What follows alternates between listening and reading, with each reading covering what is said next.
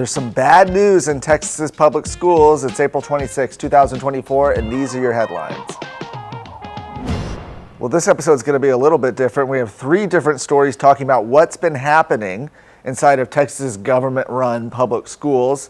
The first, 3 Texas teachers in 3 days were arrested this week and charged with sex crimes involving students.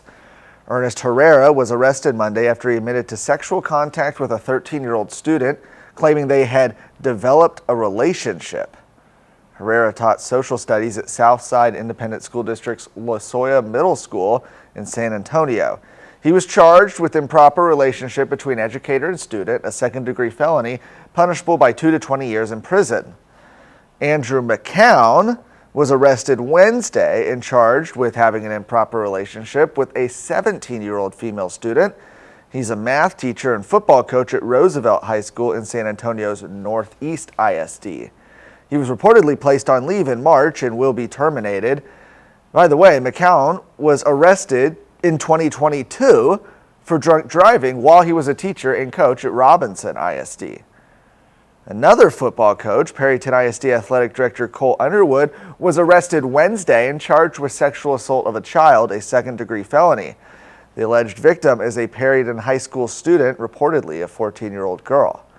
On Tuesday, Mansfield ISD fired a Timberview High School teacher accused of sexual misconduct with students. No charges have been filed yet, but trustees said they terminated the unnamed teacher out of an abundance of caution. Mansfield ISD police are investigating the allegations. Texas Scorecard has reported on dozens, maybe hundreds now, of teachers charged with sex crimes involving students, and we will continue.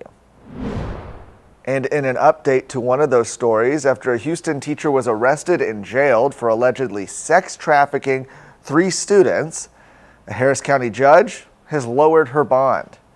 Kedra McMath Grigsby, who worked in the Klein Independent School District, appeared in court this week facing charges of 3 counts of trafficking a child and 3 counts of compelling prostitution of children under the age of 18. During the hearing, presiding judge Melissa Morrison decided to lower Grigsby's bond from $125,000 to $75,000 for each of the 6 felony charges. Her total bond amount then dropped from $750,000 down to $450,000. As we reported, Grigsby worked at Klein High School as a cosmetology teacher. She was accused of helping her son force troubled teens from the school into prostitution. The 3 students were ages 15, 16, and 17 and were reportedly runaways.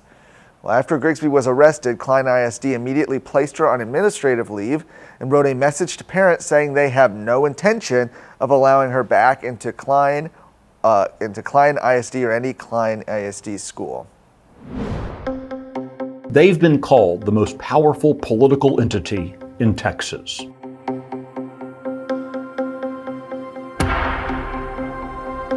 They are the 800-pound gorilla in every campaign.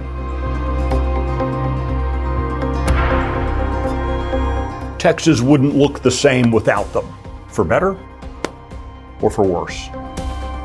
So I'm traveling the state to find out who they are, why they started, and what they're now doing to Texas.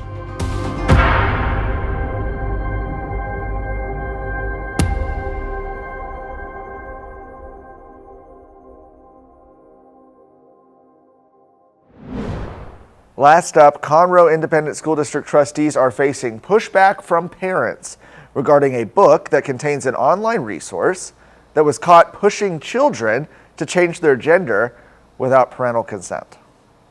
State Representative Steve Toth drew attention to this book, Lily and Duncan is what it's called, earlier this week, pointing out that at the end of the book, on page 335, it highlights the Trevor Project's Trevor Chat resource.